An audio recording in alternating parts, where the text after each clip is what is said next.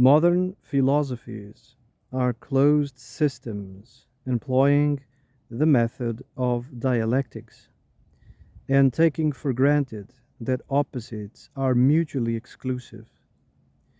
In modern philosophy, things are either so or not so. In eternal philosophy, this depends upon the point of view. Metaphysics is not a system, but a consistent doctrine. It is not merely concerned with conditioned and quantitative experience, but with universal possibility. I was listening to this psychiatrist. She's also an author, written many books. She also works for the private sector. Companies hire her expertise, mainly to do studies on, group dynamics in the working force and stuff like that. And she's quite a sharp mind. I really like listening to her. She's French, though. Um, she was talking recently about how we are at the last phase, the last slippery slope in which all the puzzle pieces, fit together. We are going, full throttle towards totalitarianism. And for instance, she says the experts, the experts that are the public faces on the television and governments and etc., they are all imposters. They know they are imposters. Everybody knows they are imposters, but still they pass as being the experts. They are just reading scripts. Yeah, they are good actors reading scripts. And this is the face of totalitarianism. This group effort of phonies, a group effort of um, imposters playing roles, you know. They're just playing roles. It's almost like actors. They are playing a role. They are, dressing like an actor, a very really bad actor.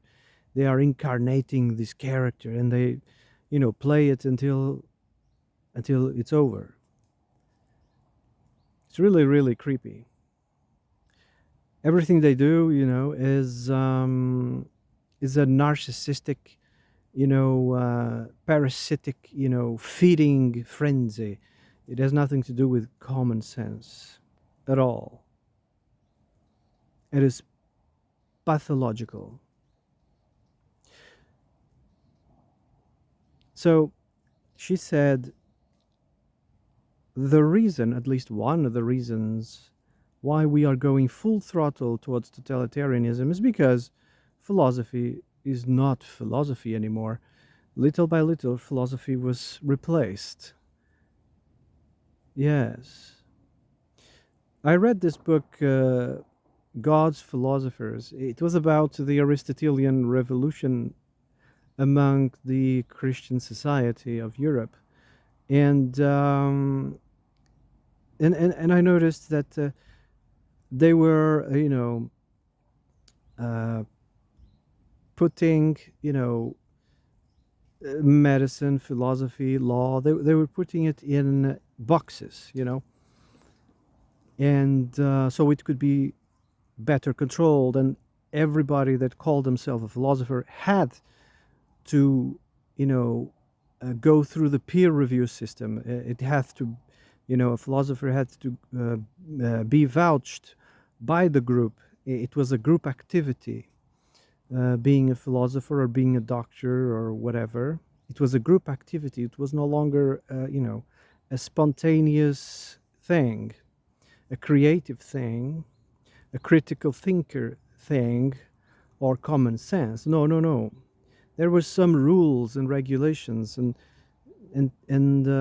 you were only given the title of philosopher, or the credentials, which are nothing more than working permits. Yeah, you were only given them if you became part of the echo chamber, right?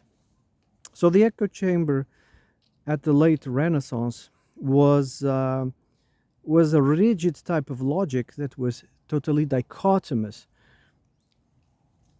So when I read here in this book that they take for granted that opposites are mutually exclusive, meaning two contradictory ideas cannot exist at the same time in their mind, it cannot be at the same time. So they are thinking in binary terms, in dichotomous logic. So it's either this or that, and there's no other way, no other points of view. It's just that, and that's it, right? This is very tyrannical. This is the type of logic of a totalitarian regime, dichotomous. You're either with us or you're against us. It's as simple as that. And it crept into the system, into the university system, since the I don't know, 1800s, 1900s. I think the last philosophers was of the 1700s, I suppose. That was the last philosophers. Then I suppose after the French Revolution, it was just these navel gazers, people who completely eliminated the spiritual, completely eliminated the soul out of everything. And they start saying, stuff like, I think, therefore I am, meaning there's no soul, there's no spirit. It's just a brain and some molecules and DNA, and when we die, it becomes fertilizer for the soil, pretty much, and there's nothing else, pretty much that, I think it's been proven beyond any doubt, that the evolutionary way of seeing, DNA and all of that stuff, it's wrong. It's dead wrong. And chromosomes, and it's just science fiction. It's just science fiction. It's been disproven over and over again. No such thing. You don't level up. You don't evolve. There's no missing link. There's no DNA. It's all bullshit. It's not the DNA or genetics or chromosomes or whatever that dictate things. No, at all. You are not DNA. You are not in the body. Your mind is not in the body. That was proven over and over again. Yeah, anyone that's honest, from heart surgeons to brain surgeons, the ones who are honest, they will tell you, your mind is not in the body. The body is a puppet, and this puppet is being puppeteered, like from a hi-fi connection, from far away. Yeah? Anyway, far away or close by, we just don't know. And this idea of time and space don't really exist. We use it conventionally, conventionally, to kind of separate what was yesterday from what is today, or space to separate the here from the there, the here from the there. We come up with these ideas of space, but it doesn't exist, nor does time. Everything is happening simultaneously. So whenever an artist, 10 years ago makes a movie or writes a book or whatever, a painting or whatever, and 10 years later it comes true, it's not that he had a vision of the future, or he's some kind of prophet or whatever. No, it's because everything is happening simultaneously. All right, everything is happening simultaneously, and it is through creativity and spontaneity that the soul, the spirit, expresses itself. So, whatever happened 10 years ago, it wasn't 10 years ago. It was in the now. Everything is in the now. The same way an artist in the other side of the world is painting something, and another artist, more or less at the same time, is painting exactly the same thing. How come both of them had the same idea of doing exactly the same thing? There's no space separating them, and there's no time separating them. There's only the now. Yes, and everything from creativity, spontaneity, language is just an expression of the spirit, an expression of the soul. The philosophers of the past, like this psychoanalyst I was just talking about, she said, I was lucky to study Plato, Socrates, Plotinus, Syrianus, you know, Proclus. And she said, I was lucky to have read all of these. Nowadays, nobody reads these masters, the true philosophers, you know. Nobody reads, nobody cares. They just might, get some of these humanists, the I think therefore I am, type of thing. They might get some of these dichotomous, logic philosophers, but not the true philosophers. No. And it's not that difficult, It's not that difficult. I'm not colleged, you know,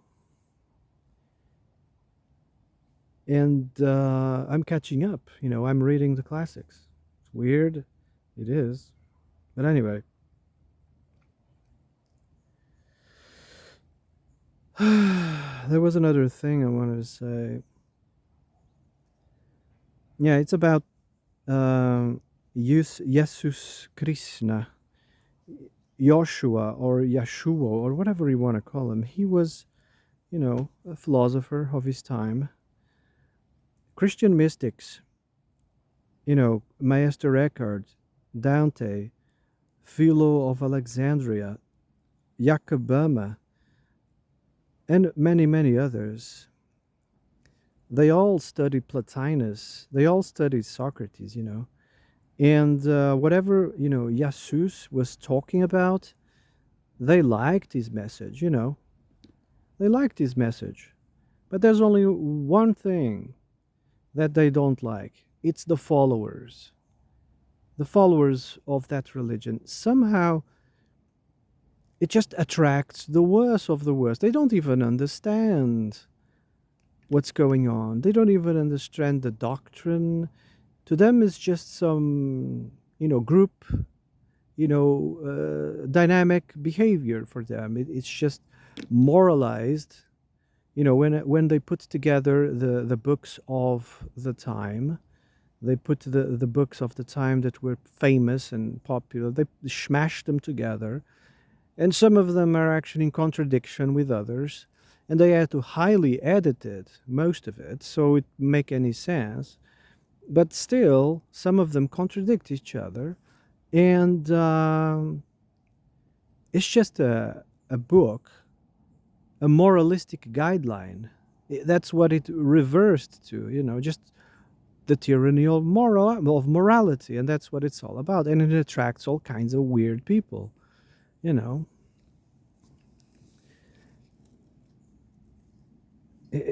I don't know.